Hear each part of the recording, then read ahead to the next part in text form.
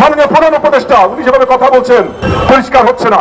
মানুষকে রাস্তায় নামতে বাধ্য করেন না। একটা কথা মাথায় রাখেন, এদেশে যখন আপনি এদেশে প্রধান উপদেষ্টার দায়িত্ব নিয়েছেন, এদেশে এই তো আসলাম মাত্র, এটা এত বছরের একটা সমস্যা আপনি দুদিনে আমাদের দিয়ে সমাধান করে দেবেন। আসসালামু আলাইকুম দর্শক, ডক্টর ইউনূসের একেবারে ষড়যন্ত্র ফাঁস, ফেঁসে যাচ্ছেন উপদেষ্টা আসিফ নাহিদ।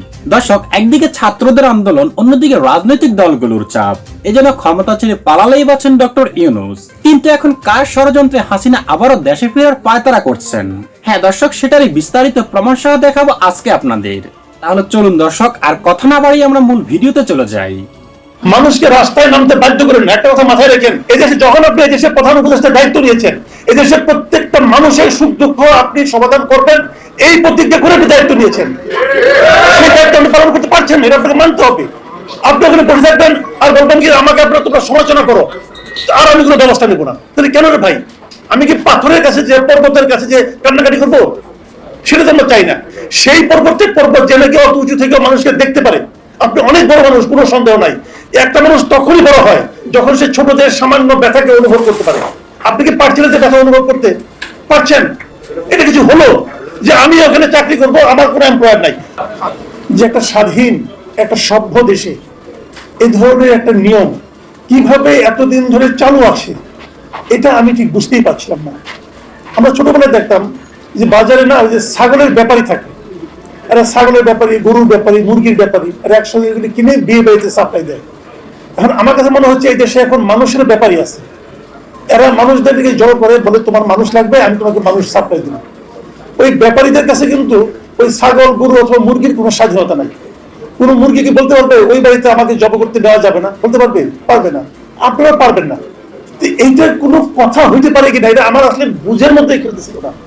আমি উপলব্ধি করতে পারছিলাম না এটা কিভাবে একটা সভ্য দেশে এই ধরনের একটা বর্বর অসভ্য নিয়ম চলতে পারে। এটা আমার উপলব্ধিতে থাকে না। যারা এই ধরনের নিয়ম করে থাকেন অথবা করেছেন, তাদের মতো ঘৃণিত ওরা আসলে মানুষই না, ওরা মানুষের পর্যায়ে পড়ে না। মনে করি কিভাবে এই মানুষের বাণিজ্য করতে পারে, মানুষকে নিয়ে বাণিজ্য করতে পারে, এই জিনিসটা আমার কাছে ক্লিয়ার না। আজকে দেখেন, একটা 5 তারিখে 5ই আগস্ট একটা সরকারের পতন হয়েছে। এই সরকারের পতনের আন্দোলনে সবাই ছিলেন। আমি মনে করি আপনারা সবাই ছিলেন, আমরা সবাই ছিলাম। আমরা কি একটা সরকার পতন করে আরেকটা সরকার আনার জন্য আন্দোলন করেছিলাম? না, আমরা আন্দোলন করেছিলাম একটা অপব্যবস্থার অবসান ঘটিয়ে একটা নতুন একটা মানবিক ব্যবস্থা চালু করার জন্য।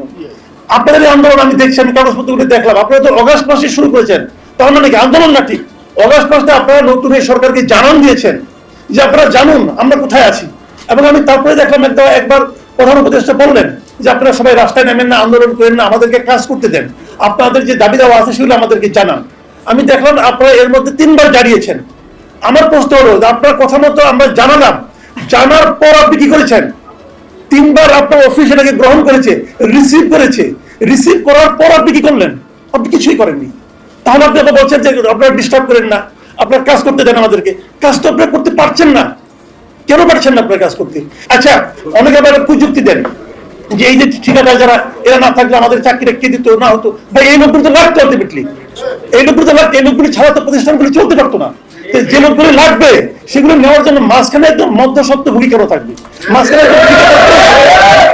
আমি বুঝি না। আমার কাছে, আমি এই সরকারের কাছে দাবি জানাবো ভাই যে আপনারা এইগুলো সমাধান করেন। একটা কথা মাথায় রাখেন, মানুষের যখন দেয়ালে পিঠ থেকে যায় তখন সে কিন্তু সামনের দিকে, সামনে কে দাঁড়িয়ে আছে এটা তাকায় না। এবং একসময় মনে হয়েছিল কিন্তু যে শেখ হাসিনা দেশ থেকে যাবে না, আমারও মনে হয়েছিল, আমিও বিশ্বাস করে ছেড়ে দিয়েছিলাম যে এই দানব কোনদিন বিদায় হবে না। কিন্তু মানুষের যখন পিঠ দেয়ালে থেকে যায়, একজন সাধারণ মানুষ, অনেকগুলি সাধারণ মানুষ একত্র হয়, দানবও পরাস্ত হয়। আপনাদেরকে ভালোবেসে এই সরকারের দায়িত্ব দেওয়া হয়েছে, সেই ভালোবাসার প্রতিদান আপনারা যদি দেন তাহলেই কেবল আপনারা টিকতে পারবেন, তাহলে কেবল আপনার সম্মান নিয়ে যেতে পারবেন। তা না হলে যতটা সম্মান নিয়ে এসেছেন তার চেয়ে অসম্মানিত যাতে না হতে হয় সেই চিন্তা আপনারা করবেন, এই প্রত্যাশা করি। এবং আপনাদের প্রতি অনুরোধ, আপনারা আপনাদের এই আন্দোলন চালিয়ে যান। এবং আমরা যারা আছি, আমরা আমাদের মতো জায়গা থেকে, আমরা খুব ক্ষুদ্র মানুষ ভাই, আমি খুব ক্ষুদ্র মানুষ, আমি আমার ক্ষুদ্র জায়গা থেকে যতটুকু পারি আমরা এটা আলোচনা করবো। মাননীয় প্রধান উপদেষ্টা উনি যেভাবে কথা বলছেন পরিষ্কার হচ্ছে না। গতকাল একটা অনুষ্ঠানে উনার একজন প্রেস সচিব বলেছেন ছাত্র জনতা যবে চাইবে তবেই নির্বাচন হইবে। কেন ভাই? ছাত্র জনতাকে আপনাকে স্বপ্নে এসে বলে যাবে? ছাত্র জনতা মানে কি? ছাত্র না জনতা, নাকি আপনার সাথে ক্যাবিনেটে যারা আছে সেই ছাত্র দুইটা? কারা? পরিষ্কার করেন ভাই। কারণ জনতার বলার মাত্র দুইটা উপায় আছে। একটা হলো নির্বাচন, ভোট। আপনি বলছেন সেই নির্বাচন দেওয়ার জন্যই জনতার কাছে জানতে হবে।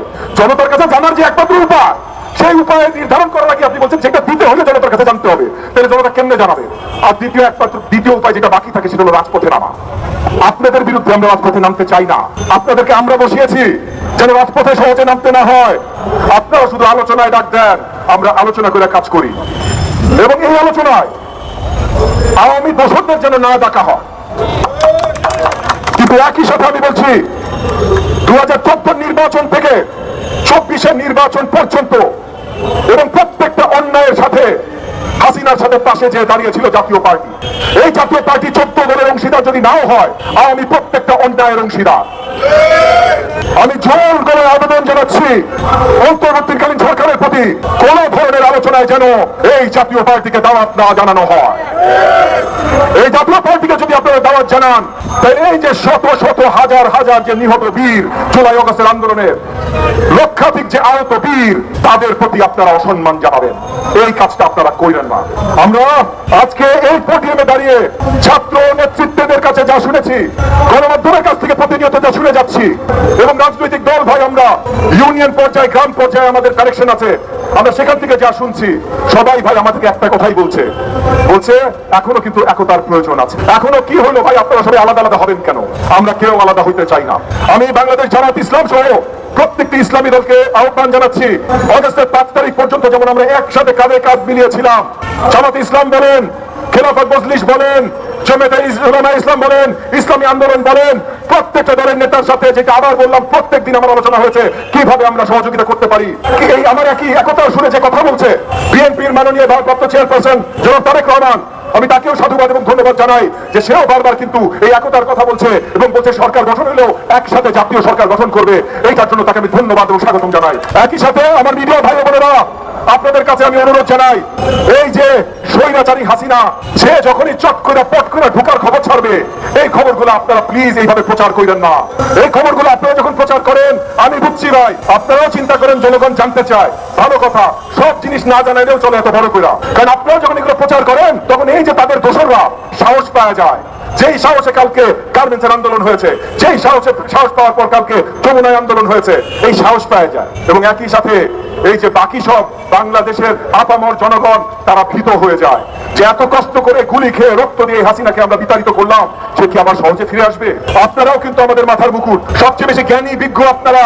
আপনারা বিশ্ববিদ্যালয়ে পাঠদান করেন, আপনারা এনজিও চালান, আপনারা ব্যবসায়িক প্রতিষ্ঠান চালান, আপনারা অনেক জ্ঞানী গুণী মানুষ। এই জ্ঞান, আপনাদের যে জ্ঞান আল্লাহ তাআলা দিয়েছেন, সেটা দেশের জনগণের জন্য ব্যবহার করেন। দেশের জনগণ যেন গণতন্ত্র ফিরে পায়। একদিকে তাকিয়ে এতদিন আপনাদের পছন্দের একটা সরকার ছিল, তাদেরকে সাপোর্ট করেছেন, এরপর আরেকটা পছন্দের সরকার চান, তাদেরকে সাপোর্ট করবেন, এরকম করেন না। জনগণের জন্য যদি কাজ করতে হয়, জনগণের জন্য যদি কিছু চাইতে হয়, তাহলে গণতন্ত্র চাইতে হবে, এবং গণতন্ত্র ফিরে নিয়ে আসার অন্য কোনো উপায় নাই ভাই, নির্বাচন। তো প্রিয় দর্শক শ্রোতা, এই মুহূর্তে ডক্টর ইউনূসের কি করা উচিত বলে আপনি মনে করেন? কমেন্ট করে জানিয়ে দিন আপনার মূল্যবান মতামতটুকু।